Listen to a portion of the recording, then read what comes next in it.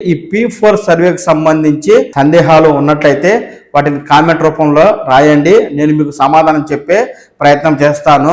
ప్రభుత్వం చేస్తున్నటువంటి ఈ P4 సర్వేకి సంబంధించి ముందు ఏదైనా తాజా అప్డేట్ వచ్చిందంటే వెంటనే మన పవన్ టాక్స్ తెలుగు ఛానల్ మీకు పూర్తి అప్డేట్ అయితే ఇస్తుంది.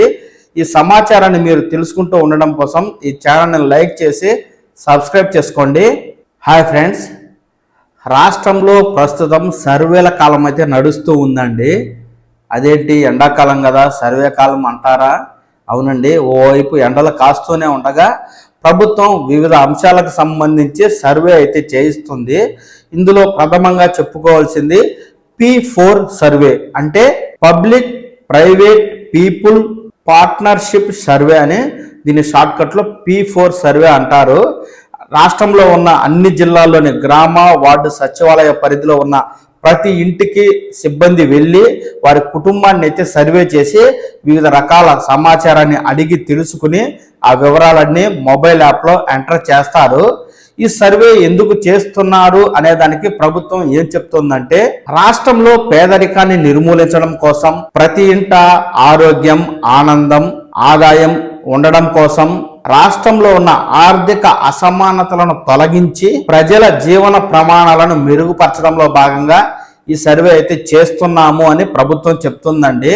మొత్తంగా చెప్పొచ్చేది ఏంటంటే, రాష్ట్రంలో ప్రజల యొక్క జీవన పరిణామాలు ఏ విధంగా ఉన్నాయి, వారి ఆర్థిక స్థితిగతులు ఏమిటి, ఉన్నత స్థితిలో ఎంతమంది ఉన్నారు, పేదరికంలో ఎంతమంది ఉన్నారు, అట్టడుగు పేదరికంలో ఎంతమంది ఉన్నారు, వీరికి ఏ విధమైనటువంటి పథకాలు వస్తే వారు వృద్ధి చెందుతారు, వారికి ఏమైనా జీవన ఉపాధులు చూపించేదానికి మార్గం ఉందా, తదితర విషయాలను ప్రభుత్వం విశ్లేషించి బాగా అట్టడుగున ఉన్న కుటుంబాలను ఆర్థికంగా ముందుకు ప్రోత్సహించడంలో భాగంగా ఈ సర్వే చేస్తున్నాము అని ప్రభుత్వం అయితే చెప్తూ ఉంది.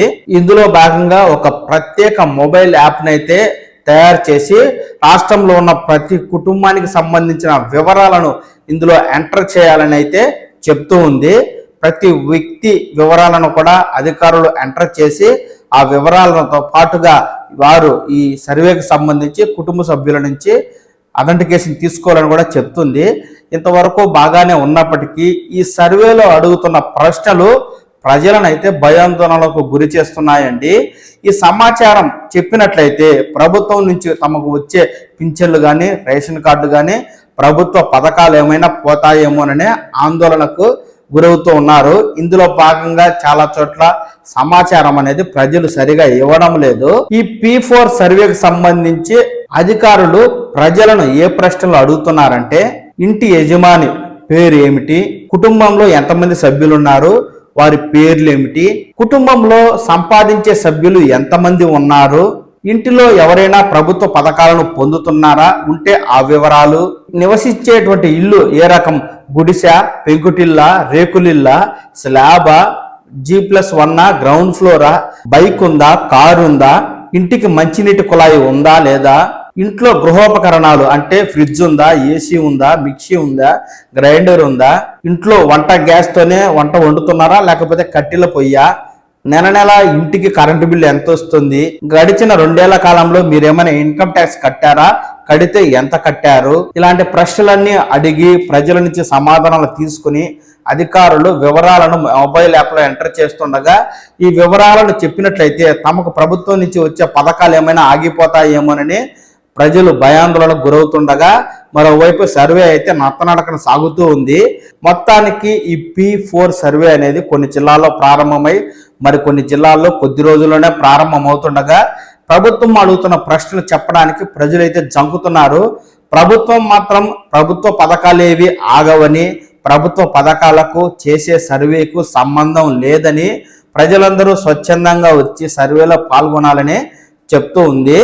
ఏది ఏమైనా రాష్ట్రంలో పేదరిక నిర్మూలన కోసం కూటమి ప్రభుత్వం అయితే ఈ P4 సర్వే చేస్తున్నట్టుగా తెలుస్తుంది. వివరాలను చెప్పినా చెప్పకపోయినా ఆధార్ నెంబర్ ఎంటర్ చేసినప్పుడు సహజంగా వారిపైన ఏమైనా కారు కానీ, ఇన్కమ్ ట్యాక్స్ కట్టడం కానీ, ఇంటి పన్ను కడుతుంటారు కాబట్టి ఇంటికి సంబంధించిన వివరాలు కానీ, కరెంట్ మీటర్ కానీ, భూములకు సంబంధించిన వివరాలు కానీ ఆటోమేటిక్గా అక్కడ యాప్లో చూపించడం అనేది జరుగుతుంది. కాబట్టి అధికారులు ఇంటికి వచ్చినప్పుడు ప్రజలు తప్పనిసరిగా ఉన్న వాస్తవాన్ని చెప్పినట్లయితే ఆ వివరాలనే ఎంటర్ చేసుకుంటారు.